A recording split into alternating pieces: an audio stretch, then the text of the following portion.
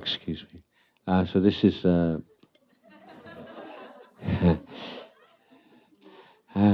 this is a question and answer session. Yeah, would you wait for the microphone at the back? Sorry. We have a few questions from the audience that are written down, so I'll start with those. Just a quick reminder, if you guys, everybody can check your phones one more time, and please silence your phone. That'd be greatly appreciated. Thank you. The first question, Ajahn Jayasaro, is, could you please explain more in detail on how meditation helps with depression and how to effectively prevent negative thoughts from occurring in our mind while meditating?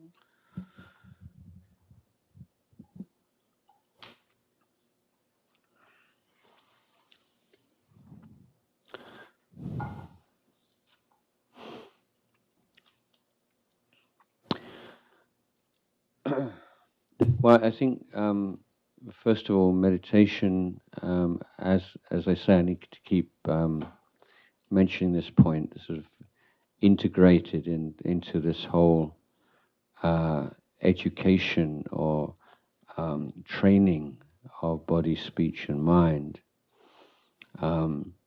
is an effective protection against depression.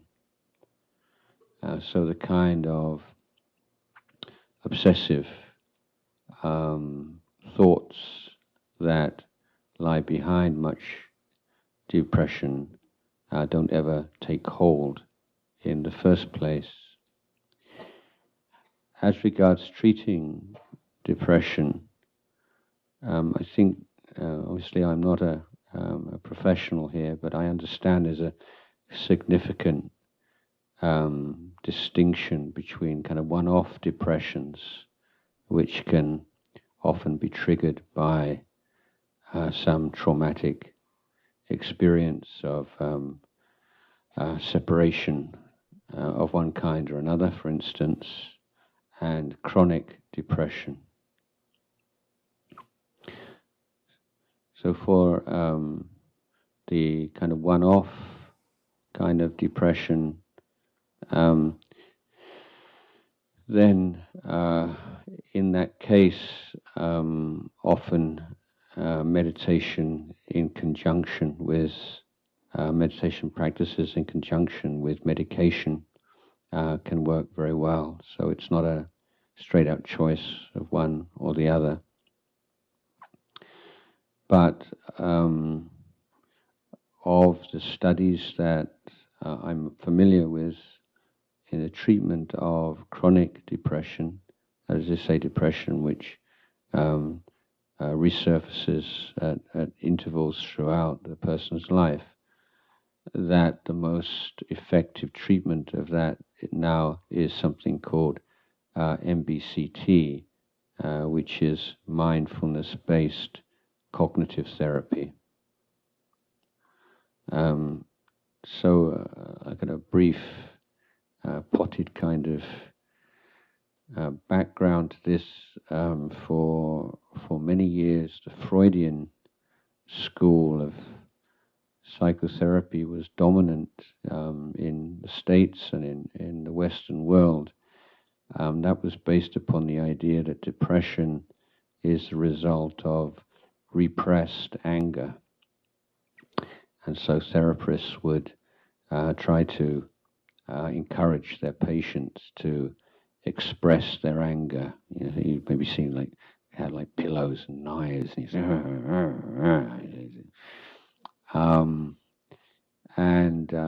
it was a pretty disastrous failure in terms of dealing with depression, and far more because when you express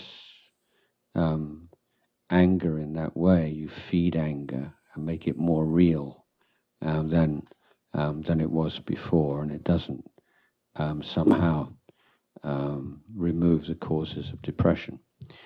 So far more effective, and which gradually in most places supplanted the Freudian approach is cognitive therapy, which is based upon So I'm oversimplifying here. So any of you professionals, please,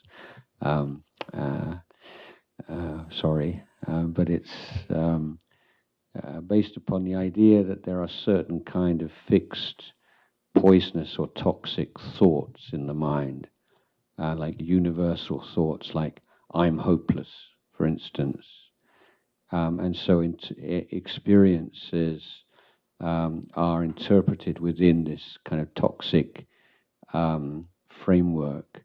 Every small failure is, oh yeah, there I go again, I'm hopeless. And when we have some success of something, then it's a special case, anybody could do it, it doesn't mean anything. So it's a problem of perception and creating certain kinds of perceptions in the mind and identifying with them, believing in them, so they become a rut in which the mind falls. And so the cognitive therapists really seem to have something there, but it was only when they applied the mindfulness techniques borrowed from Buddhist tradition that they really had a tool by which to help people suffering from this kind of depression to recognize these kinds of thoughts as they arise and to question them and not to identify with them. So this kind of mindfulness meditation coupled with or as part of this MBCT is now, I think, acknowledged pretty well everywhere as being the most effective means of dealing with depression. I'm very always concerned to remind people that meditation is not some kind of wish-fulfilling jewel. It's not a magic bullet. It doesn't solve all problems. Just meditate and everything will be okay. I remember something always sticks in my mind is the first time I came to America in 1991, and I visited a very large Cambodian community in Massachusetts, and I visited the abbot of one of the big monasteries there, and he was quite respected as a meditation teacher. Many of the Cambodian people who had come to America at that period were refugees from Khmer Rouge. Many of them had seen terrible things and experienced terrible things and had lost many of their loved ones. And I asked him, well, what meditation teachings do you give people with that kind of background and those kinds of problems? And he said, I think it will be quite a long time before we get them meditating. At the moment, I'm encouraging dana and sila. So in the traditional way of presenting the path of practice for lay Buddhists, these are the three categories of dana as generosity and giving, sila is training of body and mind, and then pavana, or the inner development. But he's encouraging people to perform acts of kindness and service and generosity, helping others as the most therapeutic approach. If someone has severe mental problems, getting them to sit with their eyes closed and go further into their inner world is often not a very good strategy. And that in people to find a joy in helping others and performing acts of service for which they feel a sense of accomplishment, achievement, and wholesome pride that they're doing something for others, something useful. And also keeping precepts, living within the 5 precepts. This is what provides the long-term foundation, which will allow someone who has been through some trauma or who has some clinical mental health problems to benefit from meditation.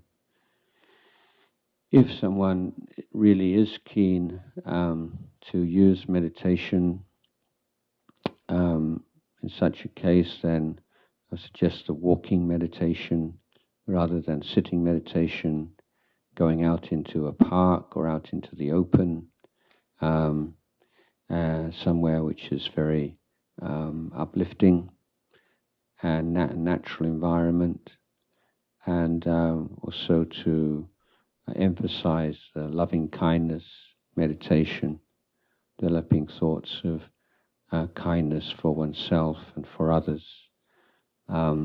These are, I think, very good ways of dealing with depression.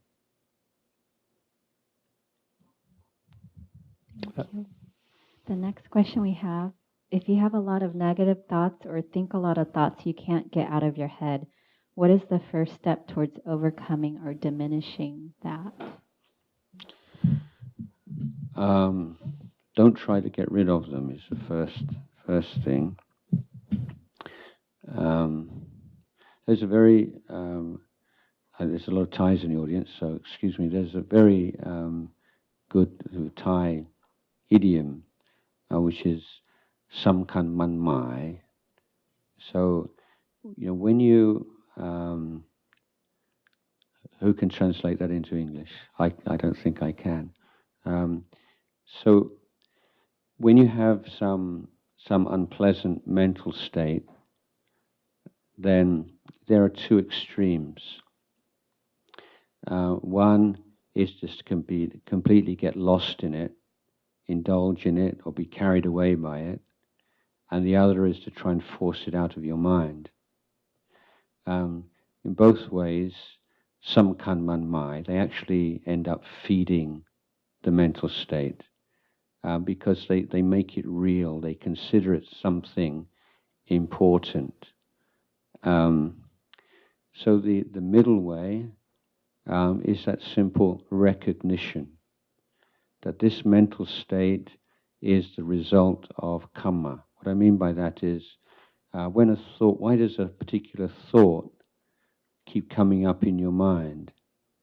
It keeps coming up in your mind because it's come up in your mind in the past. So it's created a habit.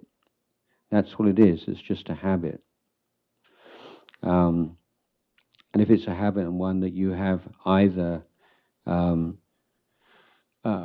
welcomed into your mind and really allowed your mind to dwell upon it, or else you fought with it and tried to get rid of it, then it becomes very strong.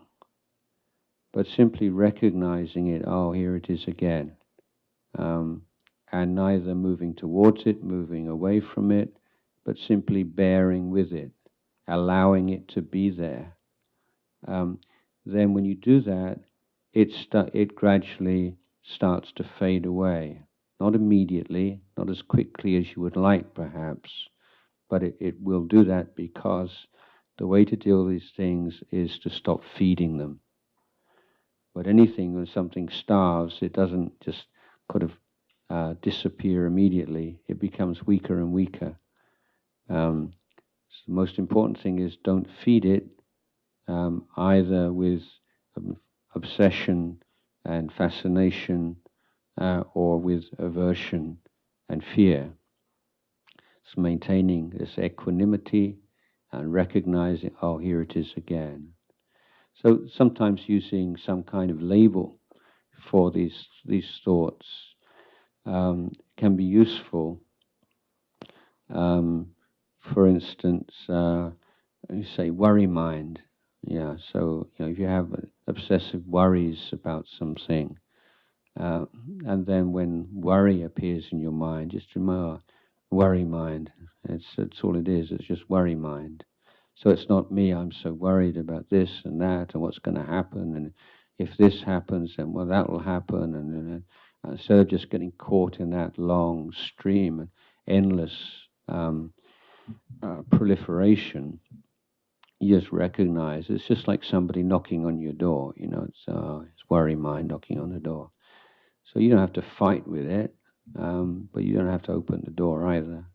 You just recognize, be very polite, sorry, I'm not free right now.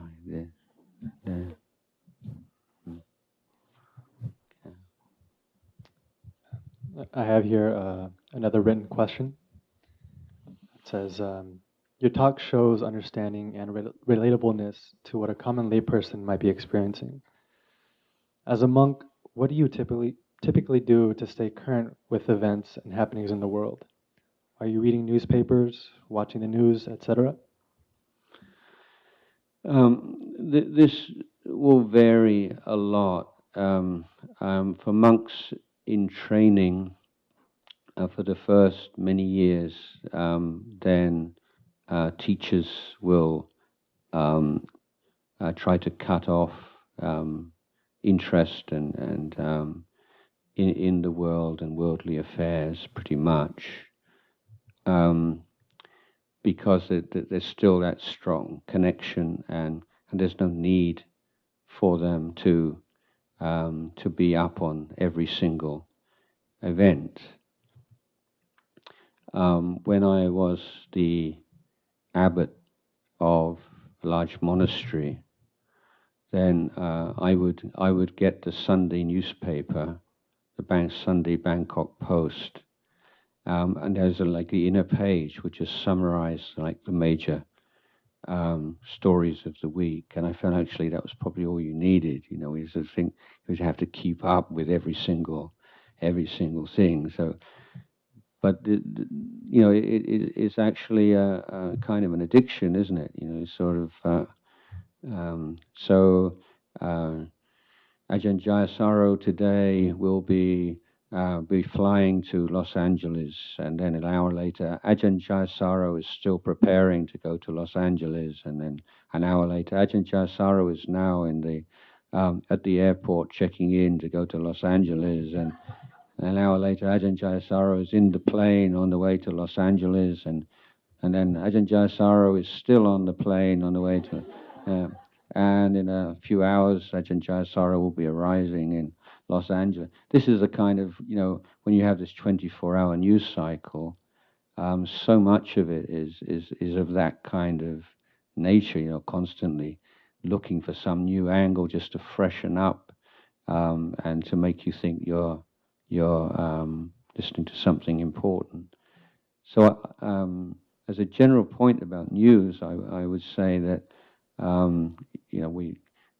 news is a consumer good these days, and people consume news, and it's good to bring some attention just to how much news that you need to consume and to be able to why consume it. I mean, my father was a news addict because he was brought up to believe that was your duty as a good citizen, to keep abreast of everything that's happening. So, he'd listen to the news on the radio every hour on the hour, and so to return to your question, when I was the abbot, I would read a newspaper on a Sunday, and then if there was anything that I thought was important, then at tea time, sit with the monks, and I would tell them, this is happening and that's happening. And every now and again, some visitor to the monastery would pass through with a Time magazine or something like that, and people would actually forbid it.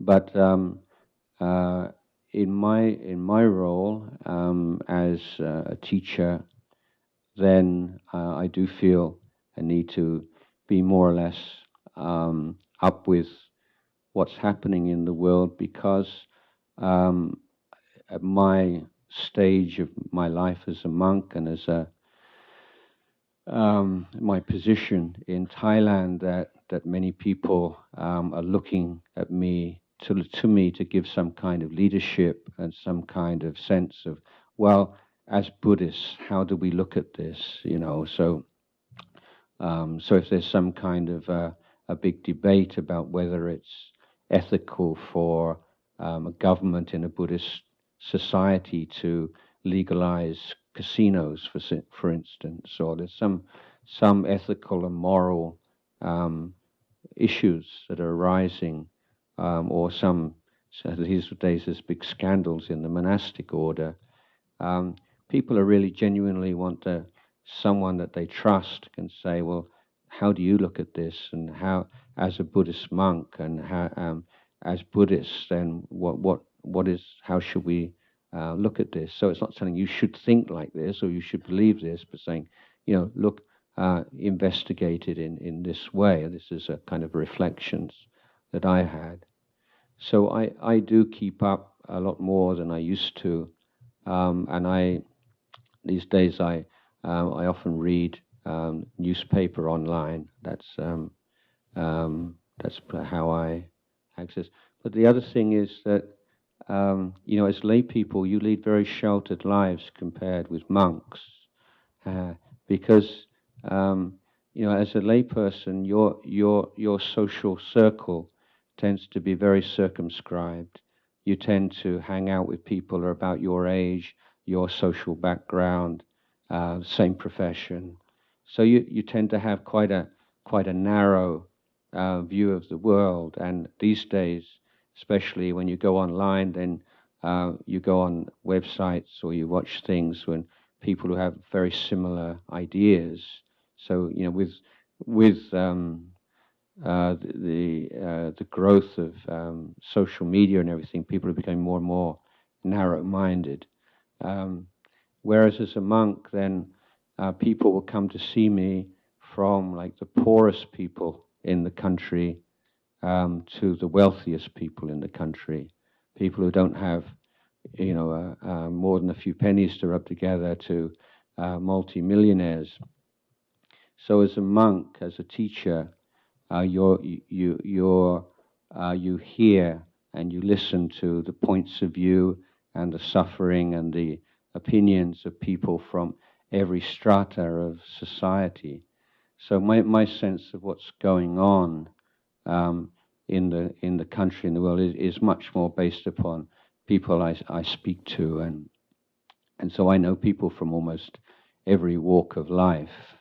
So if I have something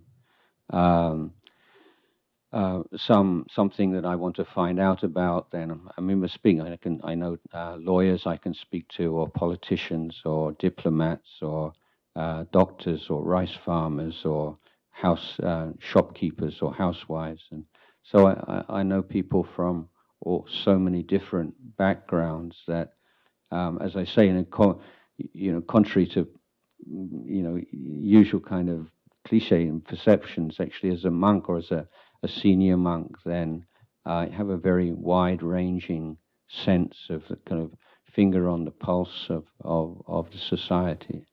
Mm.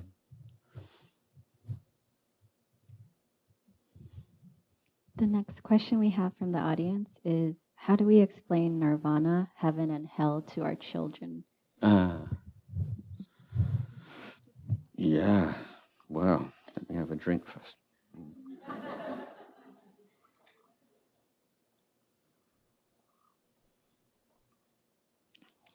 I don't think you really need to very much.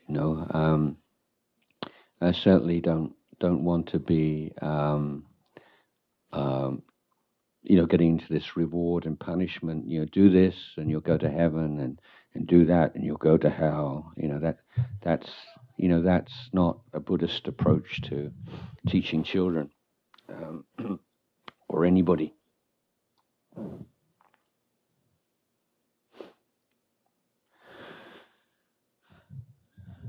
And I think probably the most practical way of talking about heaven and hell is to speak in terms of everyday experience, and to say that although we can't see heaven and hell, but heaven is a state of incredibly positive and blissful experience, and hell is a state of awful, incredible suffering. So in our daily life there are some times where we feel so happy, just really blissfully happy, and that gives you a little kind of taste of what a heaven realm might be like. And if you're in a terrible pain and anguish and despair, then that gives you a little bit of an idea of what a hell realm might be. But the most important like Buddhist kind of attitude to these things, and something talking about yesterday as well, is not to be afraid of saying you don't know. It's perfectly all right to say you don't know, and you should say you don't know. So what's heaven like? What's hell like? I don't know. And my as I say, my criticism of many religious figures or people who are very devoted to their religion is this confusion between believing in things and knowing things. So this is a very important distinction in Buddhism. And we have a word, kind of unique word, which is satchanuraka, which means caring for the truth. And you care for the truth by not claiming that you know something when you only believe it. So if someone says to you, oh, you're a Buddhist, you believe in reincarnation, don't you? There's this idea that Buddhism is a set of beliefs, and one of the ones that you're a Buddhist you have to sign on for is reincarnation. Yes, that's your kind of identifying belief. But in Buddhism, what we should be saying is, well, I don't know, whether there are heaven realms and hell realms, and there is rebirth in these different realms. I don't have any personal, direct experience of that, so I can't claim that I know that it's true. But I do believe in it, and these are my reasons. These are the supporting reasons for my belief. For instance, the many references to it in the Buddha's words, in the Buddha's discourses, because of the recollection of past lives by many great meditators, by the recollection of past lives on the part of children throughout the world, of which over 2,500 have been gathered and sifted and sorted out by in the University of Virginia, and also people who can remember past lives under hypnosis. So I would say that given the evidence in the Buddha's teachings, the words of the Buddha himself, and the various cases of recollection of past lives by meditators, by children, by people under hypnosis, this is very powerful evidence supporting this teaching. But I cannot say, or we cannot say, that they are proofs of rebirth. They are very, I would say, weighty and convincing supports for belief in it. So this is how I think, even with children, this is a very important point to make, that we don't claim that we know something when we only believe it.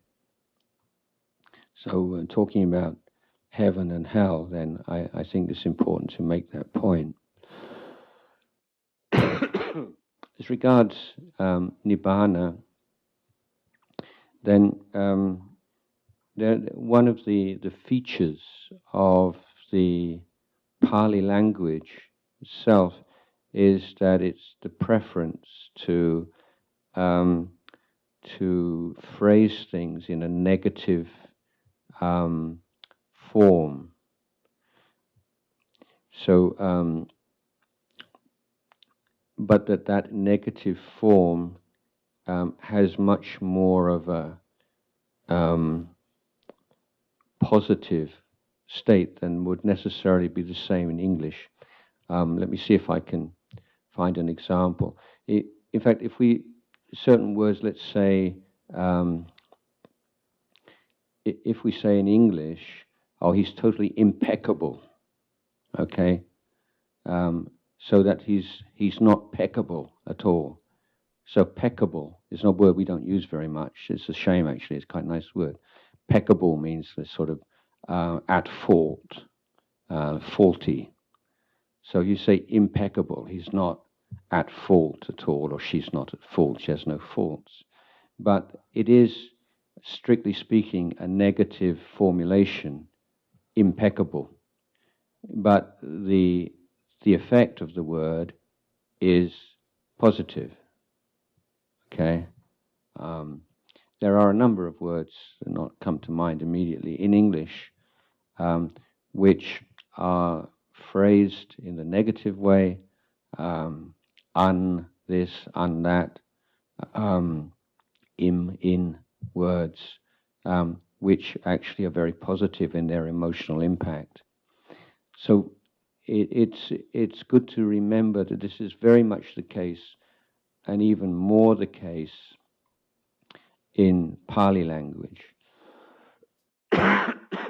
So a number of words which are translated as not this, not that, can all seem kind of rather narrow and negative, and that there's no kind of positive formulation. But it's as much a matter of language as anything else. So, nevertheless, talking about Nibbana, we can say it's the complete absence of greed, absence of all forms of anger and aversion, and freedom from delusion.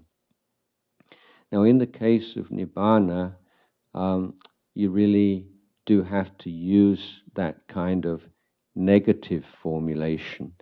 And an analogy might be of health. Let's say physical health. If you had to explain physical health to somebody, it's very difficult to do that in a positive way. What we usually say, oh, I'm in good health, yeah, I don't have cancer, I don't have heart disease, I don't have diabetes, I don't have measles, I don't have a cough and cold. Yes, well, I do. But you have to say the things that you don't have, and then you build up a bit, oh, that's what health is. And similarly with Nibbana, you say all the things that are not there.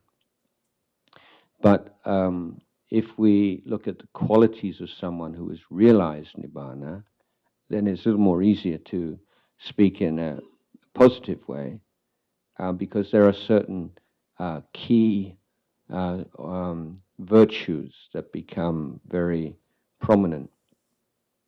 And the two key ones are wisdom and compassion. Okay, so this is it's the perfection of wisdom and perfection of compassion. These are the outcomes of the realization of Nibbana. So the Buddha became the Buddha through wisdom, and after he had realized enlightenment through the perfection of wisdom, then naturally, as the natural expression of that wisdom and understanding, arose great compassion for all sentient beings. And he began his 45-year teaching journey. during which he made use of his wisdom to articulate teachings and to create a path of practice for people to follow in his footsteps. So when, for the unenlightened being, our motivation is always influenced to one level or another by self-concern, sense of self. But once that kind of self-concern is abandoned by the Arahant, it's not that he's completely without any grounds for any motivation, but it becomes a selfless motivation, that of compassion. So you can say that Nibbana as a state, characterized by a complete absence of all suffering and causes of suffering, but as it manifests in the human being, it is characterized by great wisdom and compassion.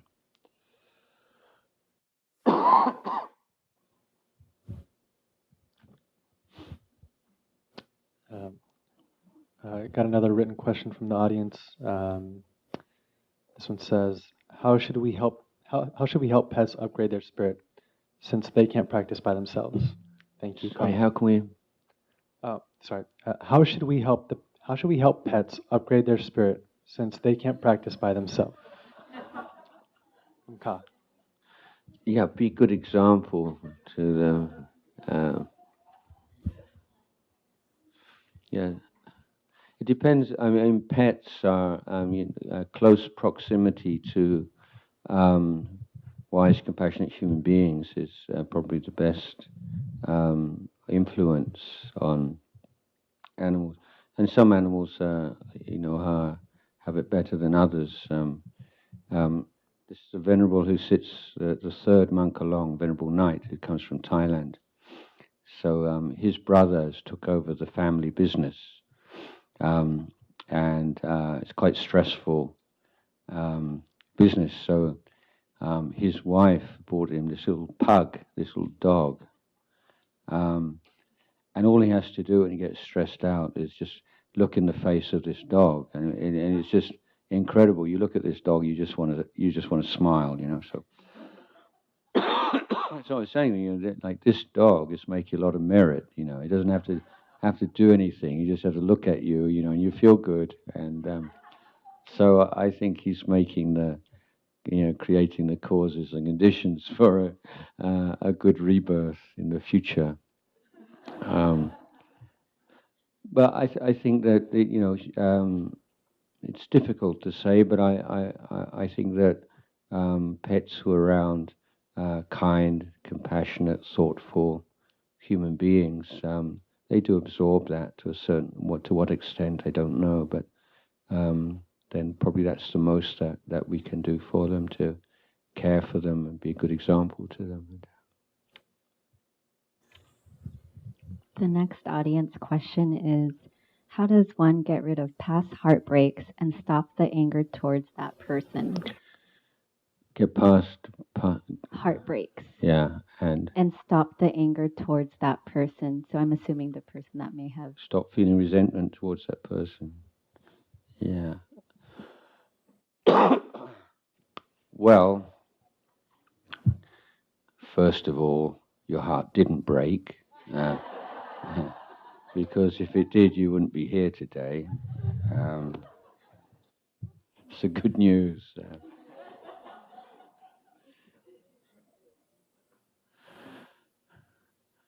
Well, I think that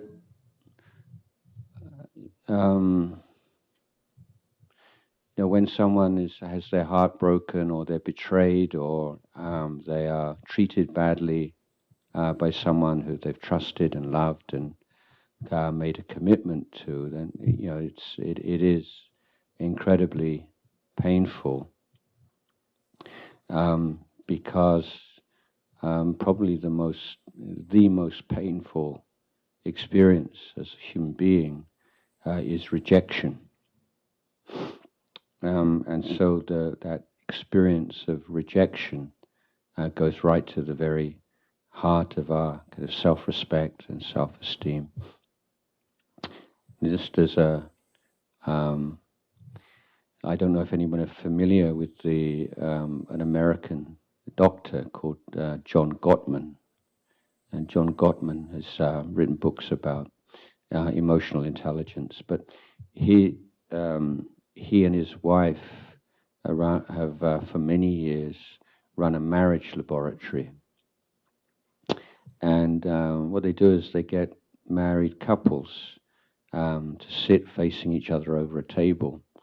And they're wired up to all these kind of monitors and there's a video camera.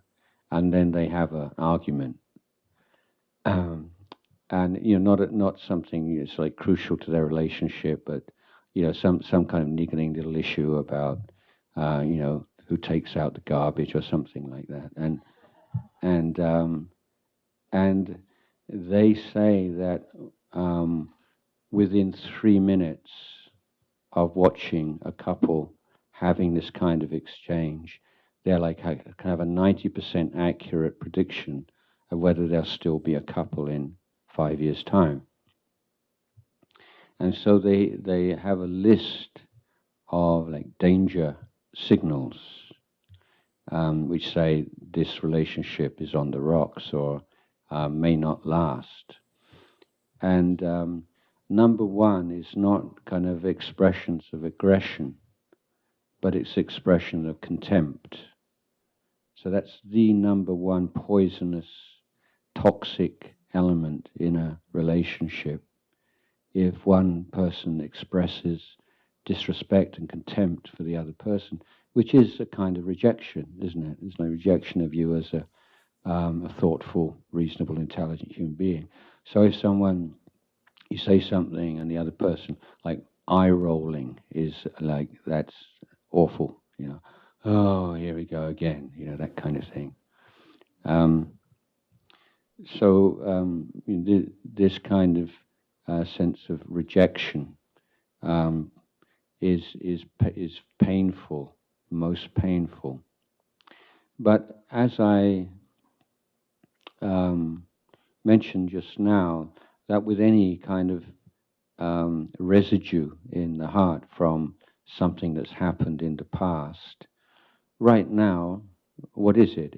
It's a recurring memory, a recurring perception, which arises and passes away in your mind. That's what it is in real time. And so you have a choice of how to deal with that perception, whether you're going to, when it comes up, you just allow yourself to be, the mind to just go into this long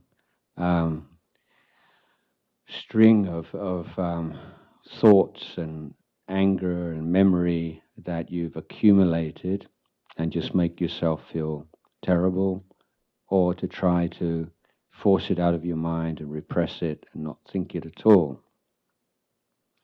And so again, the simple method is not to feed it, simply to recognize, after an important relationship comes to an end, there are going to be, particularly if it comes to an end in an unhappy way, there's going to be a residue there, and that as long as you keep feeding it, it's never going to go away.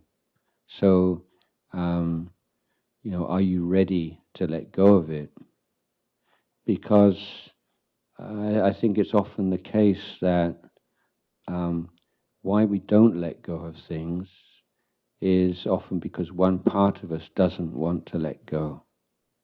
There's still this kind of indulgence in the pain. So you have to be very, very honest with yourself whether you really do genuinely want to get rid of that pain or to be free of that pain. In which case, don't feed it anymore. If you have, some simple reflections also, if after being together for a certain while, somebody breaks your heart, then maybe think, well, better then than another year down the road, or another few years, or if at that time, for instance, you had no children, you think, well, it's good that I found out what kind of person they are then before, we settled down and had a family, for instance. Or, there are always ways of thinking, well, that was always going to happen, given that person's personality or our personality. And so I think that one way of looking at relationships is more like chemical reactions, and that sometimes two chemicals come together and there seem to be quite a good chemical reaction, but then maybe that chemical actually reacts much better with another chemical. This may seem a kind of weird analogy, but what I'm trying to say is it's not like you're no longer lovable because that person decides they love somebody else. It's not a statement about who you are as a human being. It's about this kind of mysterious thing about what attracts and repels human beings, which is only partly conscious. And so it's at the end of the day, as we say, it's what's happened. It's like this. What are you going to do about it? And that's the freedom, whether you're just going to carry something around and feel miserable, or whether you're going to stop doing that. And there is really that kind of choice to be made. It's not that don't allow yourself to feel you're a victim of somebody else's actions. Nobody can make you suffer, ever. People can make your life very uncomfortable, but finally, the suffering in the heart is also always directly dependent upon some kind of craving. So if somebody does something, they betray you, they mistreat you, for instance, then that's a condition for suffering, but it's not the cause of suffering. So the cause of suffering is you don't want them to do that, or you cannot accept that they've done that. Your pride is hurt, for instance. That's the actual cause of the suffering, and that's something that you can do something about. So the shabby behavior of other people, the unkind, the cruel behavior, selfish behavior, that's not something that you can do about. But those are only supporting conditions or triggers for suffering. They're not actually the cause. And that's where the freedom or the possibility of freedom from this kind of pain can arise.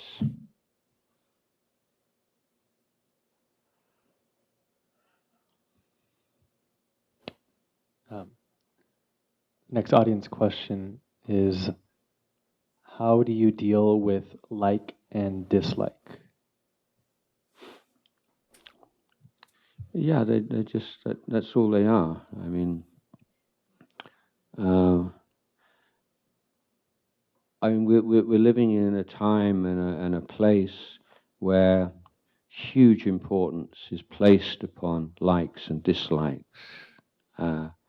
People portray, the image that you promote or you to the world now is in terms of, I'm a person who likes this, this, and this, and I don't like that. That's who I am.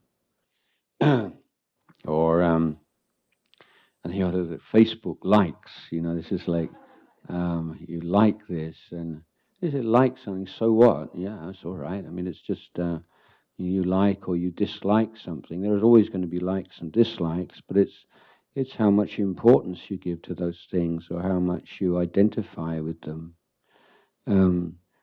But the important reflection, I think, is always there are certain things that we like and give us pleasure, but which are causes of suffering in the long run. And there are other things which we dislike, which in the long run can be of great benefit towards us.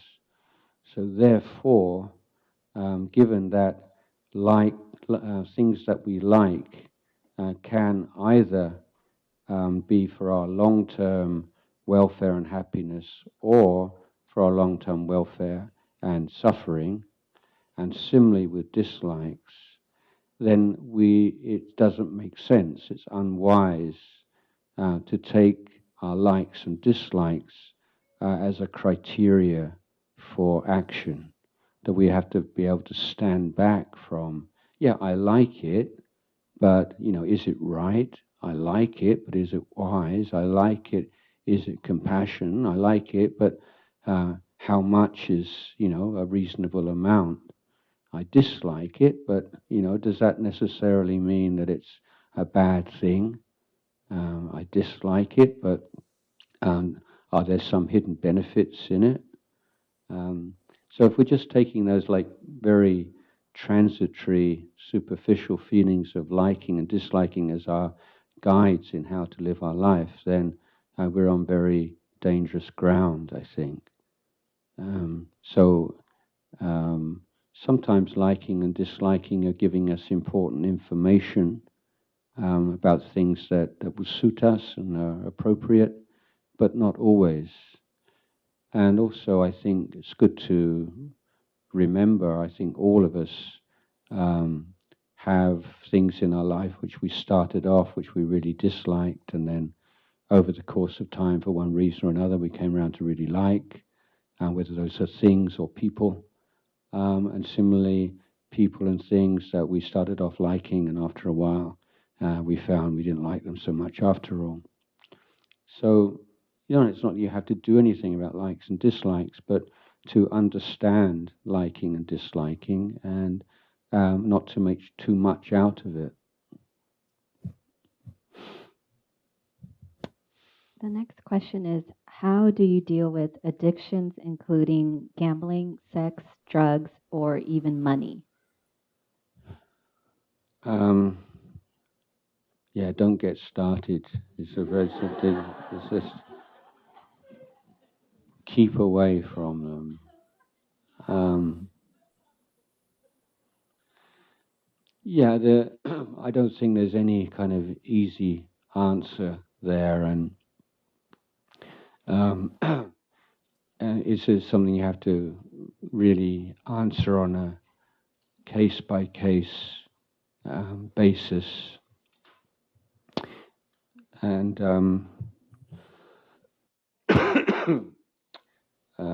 some people, the addiction is so strong that they're going to need medication, or they're going to need psychotherapy, they're going to need a lot long-term support.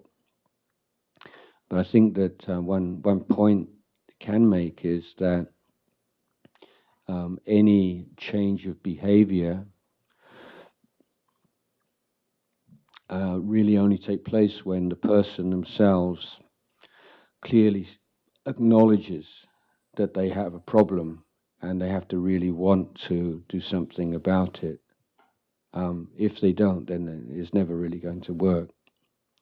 But the supportive conditions, good friends, are essential. I think that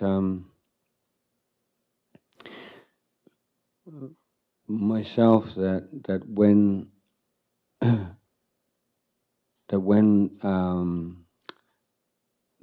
would say that as human beings we have a very profound need for inner peace, for a spiritual dimension to our lives. When you neglect that spiritual dimension, your life becomes hollow and meaningless, and that is the the point at which many people fall into addictions. They're trying to fill a gap in their life that they don't know how to deal with. So, one of the advantages of meditation as a prophylactic, as rather than as a sort of a first aid treatment, is that you're trying to give people access to this inner sense of well-being and flourishing within, which is independent of forms and sounds and odors and experiences, and letting people see, there is something within me, this sense of calm and contentment and this bright, clear, happy feeling is something that I can experience by letting go of negative mental states and developing mindfulness and meditation.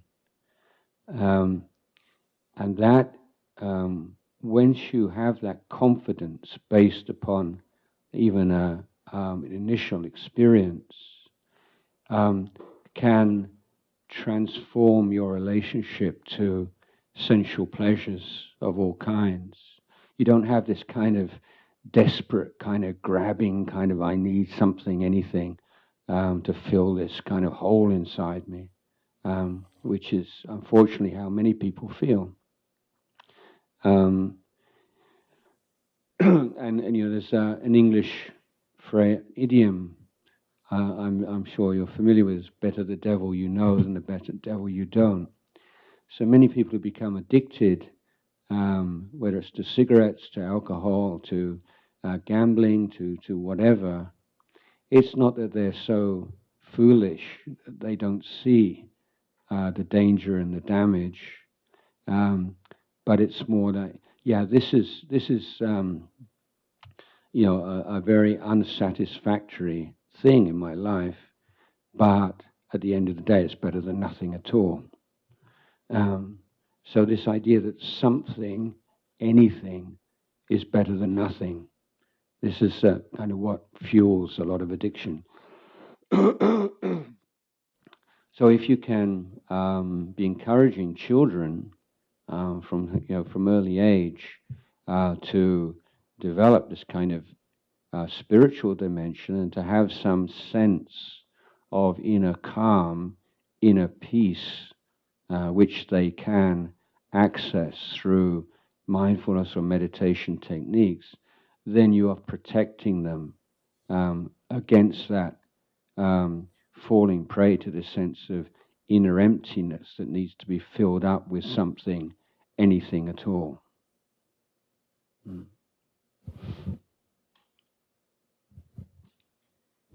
We're going to stop for a 15-minute break right now, and then we'll conclude at 3:30 for another sitting meditation.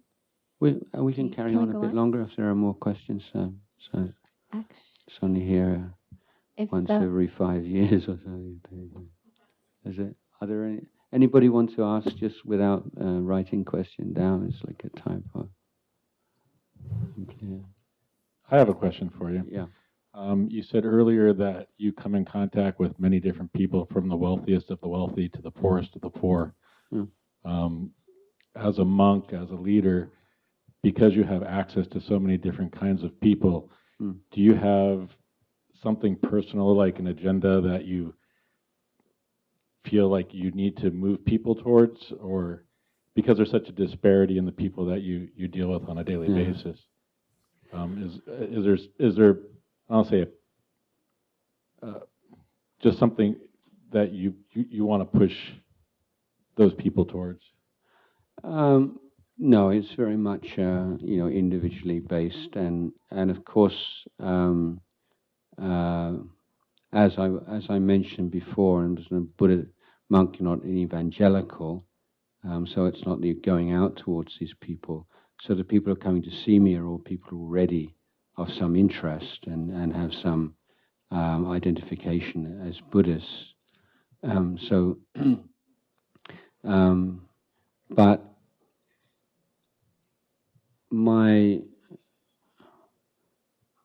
one of my views is that okay, let me go back a bit. It's going to be a strange kind of way into this, but the communist period, there was no communist countries. Okay, no country ever considered itself a communist country. They called themselves socialists, like USSR was the Union of Soviet Socialist Republics. So for these countries, communism was an ideal that they were moving towards, and socialism was one of the steps towards communism. I mean, people outside that will call them communists, but they themselves consider themselves socialists on the way towards true communism. So why I bring this up is that I take issue with the idea, common idea, that Thailand is a Buddhist country. I don't think it's a Buddhist country, but I think it has a huge potential to be one. And so the question is, does Thailand want to be a Buddhist country, and what does that mean? So, there is some sometimes problems in Thailand are put at the door of Buddhism, or say, it's because it's a Buddhist country that it's like this and like that. I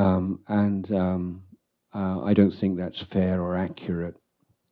That I think it's more that there has been a falling away and a corruption of Buddhist values in Thailand, and that if Buddhist values were clarified and articulated in a more modern way, then it would be the wisest path for the country as a whole. So I'm not sort of promoting this as an agenda, but this is occasions, it's a kind of idea that I have. For instance, there is a word in Pali language used by the Buddha, which is suvacho. I don't know if any of the Thai people know this word, suvacho or suvacha. And the usual Thai translation of this word is pu wa ngai, son ngai. So it's someone who is easy to admonish, easy to teach. So this is considered a virtue. But when you translate this word, it seems to be a virtue for junior people. It's a virtue that teachers and leaders like to instill in their followers. You should be pu wa ngai son ngai. You should be easy to admonish. But in fact, I believe that the original meaning of this term would be more accurately rendered as easy to talk to. So that's not something just for junior people. So in a hierarchical society like Thailand, for instance, maybe somebody says they don't feel comfortable about the way that a leader is behaving. And you say, shall I say something? No, Mekla, don't. I don't dare. I don't want to get in trouble. I don't want to, it's like, I'll get kicked out, But then every now and again, you say, Japur di mai? Shall I say something? You said, Put by Tan Put Ngai, Tan Put Dai. Yeah, that's like Suwatjo. It's a leader who's open to feedback. So, one of the things I'm saying recently in Thailand is, the idea of feedback and the leaders receiving feedback from junior people is not at all like an alien or Western tradition which would never sort of catch on in Thailand. In fact, it's at the very heart of Buddhist tradition. And for example, in the Vinaya, the Code of Discipline, there are various duties and responsibilities for a new monk towards his preceptor. And there are, things like helping to wash his robes, carrying his bowl and arms around, doing all these various acts of service as a gesture of gratitude and respect. But there is also a point that if a newly ordained monk or a junior monk sees his preceptor acting inappropriately, it is his responsibility to go to the teacher and express his discomfort or his concern. In other words, to give feedback. If he does not do that, he commits an offense against the Vinaya. So this idea of junior people giving feedback to seniors is right there in the heart of Buddhist tradition as expressed in the Buddhist monastic code. And that's not the only example. So this is something I say, that there are so many important values that we've kind of got lost by the way, that we don't need necessarily be looking elsewhere, but to be more interested in our own tradition. And our own tradition is incredibly wealthy, is rich in insights and things that we can make use of in the modern world. So yeah, as a leader, I'm I often say it's like, if a doctor gives a patient a course of antibiotics, and says, you've got to take the whole course. It's not that once you get feeling a little bit better, you stop, because if you do that, then before very long, the condition will reestablish itself and it'll be even more difficult to get rid of. So my analogy here is that in Thailand often, we've just, the whole sort of course of medicine that the Buddha gave, we just take like a few pills until we feel a bit better, and then stop taking them. So over the course of time, these problems keep recurring, and people start to lose faith in the medicine itself, when in fact the problem is that not taken the whole course of medicine that the Buddha prescribed for us. Yeah. So, as a Buddhist leader, my job is to interpret the Buddha's teachings, explain the Buddha's teachings, and try to articulate them in such a way that people living in the modern world can.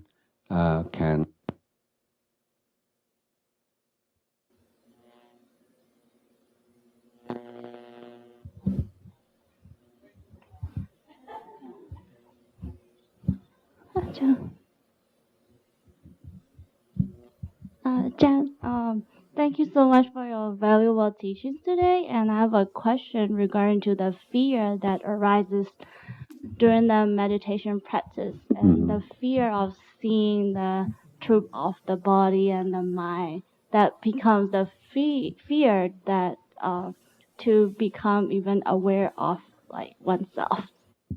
Sorry, it's difficult for me to hear. So my question is regarding to the fear that arises during the meditation and how to overcome the fear. Yeah.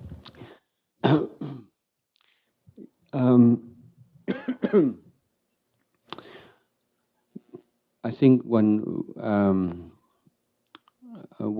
way of dealing with this is to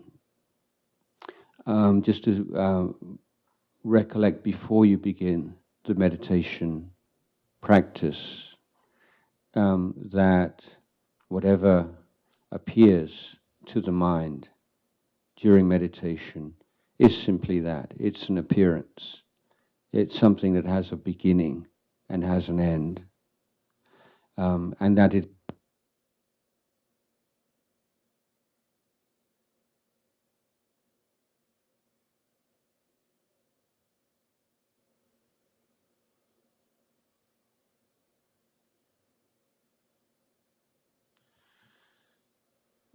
and is not in any way dangerous to you.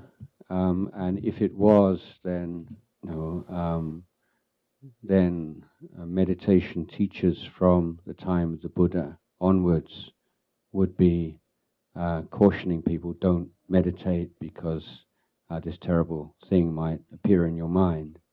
So just to sit and just to think through these things, that all the great masters who have extensive meditation experience have experienced these kind of things, and they assure us that as long as we don't identify with them, don't grasp onto them, simply see them as mental phenomena, that they are in no way dangerous.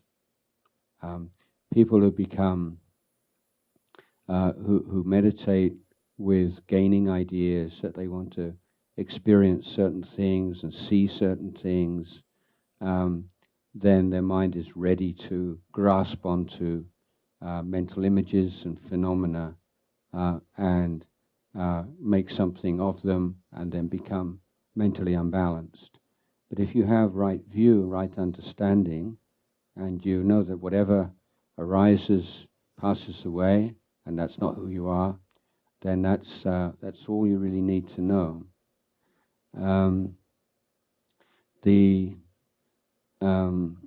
The most effective protection against fear is loving kindness.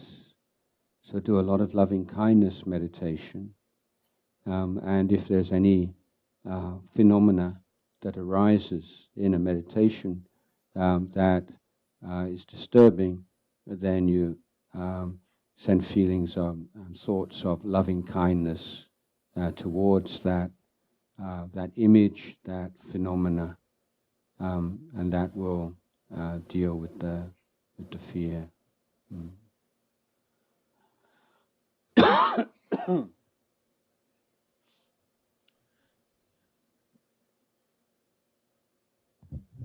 Do you have time for one more question, Ajahn? Yeah.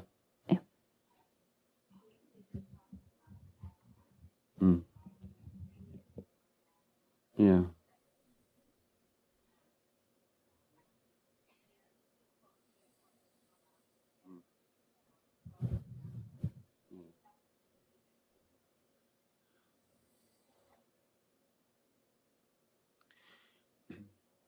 No, I think that this is simple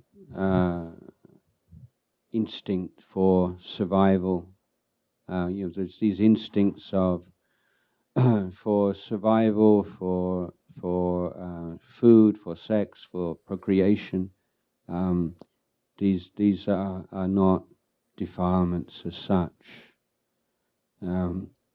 So what makes human beings special, in Buddha's point of view, is that we all have all the same kind of instincts as animals, and yet we can transcend them. So we're not conditioned by those instincts. We don't have to be. So even the most basic kind of instinct, so let's say the sexual instinct of human being, that when a meditator, a monk or a nun or someone reaches a certain level of attainment, then that completely disappears. It's not even subliminally present anymore. So I think many doctors or physiologists would argue with that, but from those within the Buddhist tradition, then there would be very strong assertion that that's true. So, there are certain certain instincts which will always be there. The instinct to eat, to survive, and these kinds of things.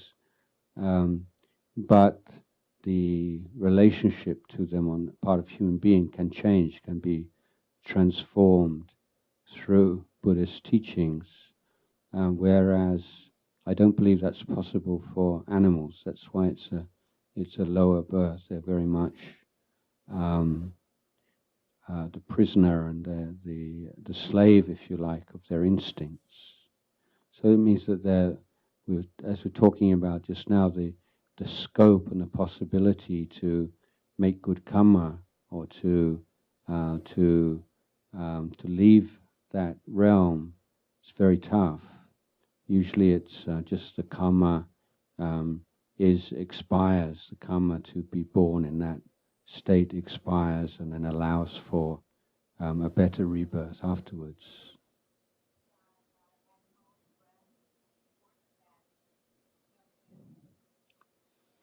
What is the hell realm? Yeah. Yeah. No, not necessarily, no.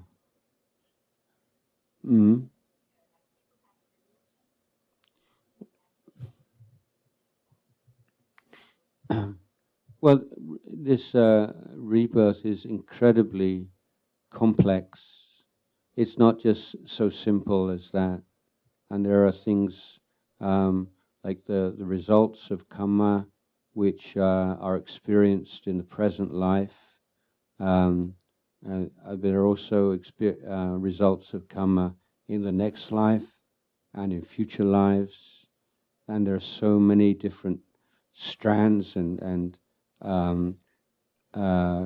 conditions that come to play that there are very few actions which you can say because of that action that person will definitely be reborn in that state after death. So the ones that the Buddha did distinguish particularly is if you're someone to kill the mother or kill your father or kill an arahant, then the karmic result of that is so dire that no matter what good things you might do afterwards, you could not prevent the rebirth in hell realm. But short of that, it's incredibly flexible, and this is why the teaching about Angulimala is so memorable. So this is Angulimala who, through becoming a disciple of a teacher who told him that you can be free from all attachment by killing people, and he killed a huge number of people, 99 or 999, depends, until he met the Buddha, and then following that he became an arahant. So I think one of the reasons why that story is such a prominent one is it's saying that even like a serial killer is not necessarily going to go to a hell realm after death. So I mean, Angulimala may be the only serial killer in history whoever, became an arahant or something. But the point is that it's a potential for change and for to transform your life after you've done very bad things, even murder. So it's not, he's committed a murder or he's done a very bad thing, therefore he's going to be reborn there or there.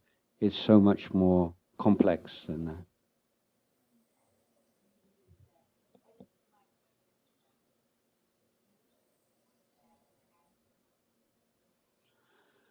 And they're not really separable, because with delusion as a basic cause, then anger appears. So there's no anger without delusion. And similarly, greed. I mean, these are deluded mental states. The Buddha says, don't spend too much time thinking about this, your head will explode. Yeah. Yeah. But what you can observe, let's go to what we can really observe. Let's say you're at work and there's this really obnoxious person there, and you really have to be patient with them, and you really try to restrain yourself. And then one day maybe you're a bit tired, or you're a bit this, and you're a bit that, and you lose it, and you shout at them. Okay. Then the next time that they start behaving in a really obnoxious way, the likelihood that you will shout at them again has now been increased. It's more likely because you've done it once before. And if you've done it twice, then it's quite likely you'll do it 3 times. And if you've done it more than 3 times, it even become a habit. This is karma in real life. This is how we, through a strong intention, we create habits. And those habits start to affect our whole quality of life and who we are in the world.